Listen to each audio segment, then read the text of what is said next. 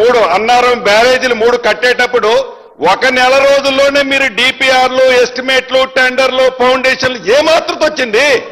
అర్ధరాత్రి కట్టాలన్న ఆలోచన ఎందుకు వచ్చింది? ఇందాక గౌరవ సభ్యులు ఆదివారం నాడు సభ పెడితే ఏదో చేయడానికి పెట్టారంటున్నారు.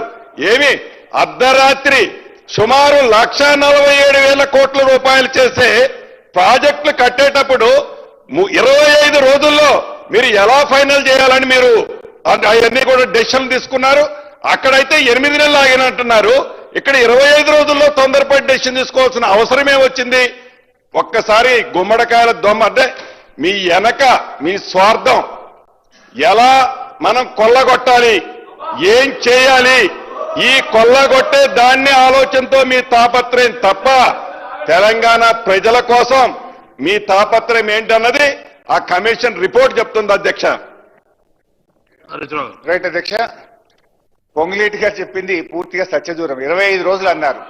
వ్యాప్కోస్ took more than 6 months to give the report. వ్యాప్కోస్ రిపోర్ట్ వచ్చిన తర్వాత మళ్ళీ టెండర్స్ పిలవడానికి కూడా నాకు సబ్జెక్ట్ టు కరెక్షన్ 2-3 నెలలు పట్టింది. 25 రోజుల్లో రాత్రికి రాత్రి తీసుకున్న నిర్ణయం కాదు. Let him correct. ఒకటి. ఇక రెండవది అధ్యక్ష, సరే మేము ఆ 11,000 కోట్లు వృధా అయింది అనేది కూడా తప్పు. ఆ వృధాను ఆదా చేసే ప్రయత్నం చేసినాం. ఇప్పుడు it is not just Tummidihatti package 6, 7, 8 ఎక్కడెక్కడ దాకానో మీరు తవ్వి పెట్టినారు. వాటన్నిటినీ సద్వినియోగం చేయడానికి నీళ్లు లేని చోట నుంచి నీళ్లు ఉన్న చోటకు ప్రాజెక్టును మార్చడం జరిగింది. సోర్స్ ఒక్కటే మారింది తప్ప వేరే ఏం మారలేదు. ఇకపోతే అధ్యక్ష, గౌరవ ముఖ్యమంత్రి గారు కొన్ని విషయాలు చెప్పారు. సేమ్ పొంగులేటి గారు కూడా అదే చెప్పారు. ఇద్దరికి కలిపి నేను సమాధానం చెప్తా.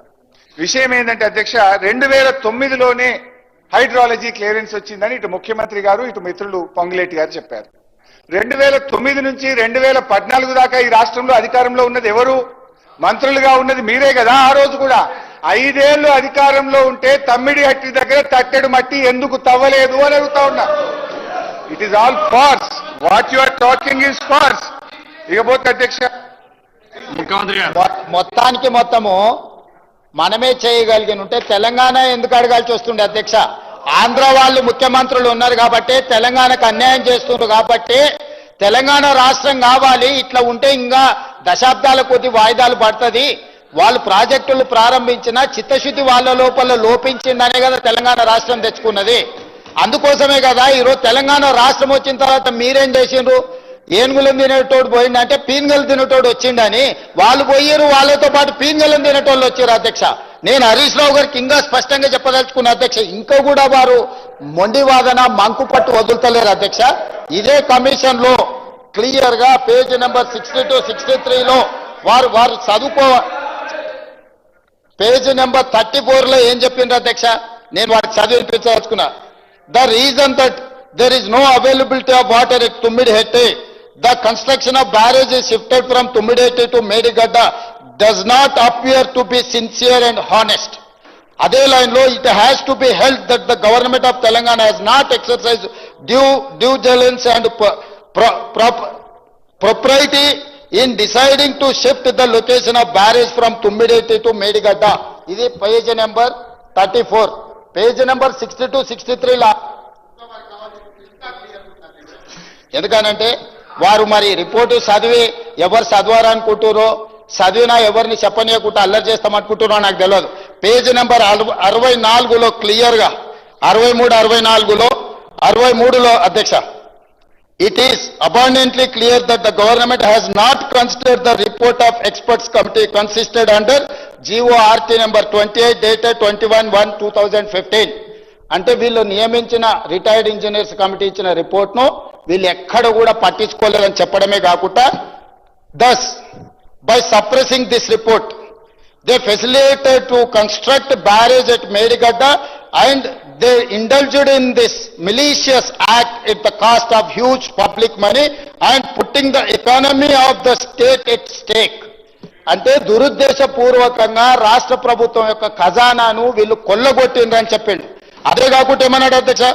The omission to consider the report of the experts committee cannot be inadvertent of or accidental also for the reason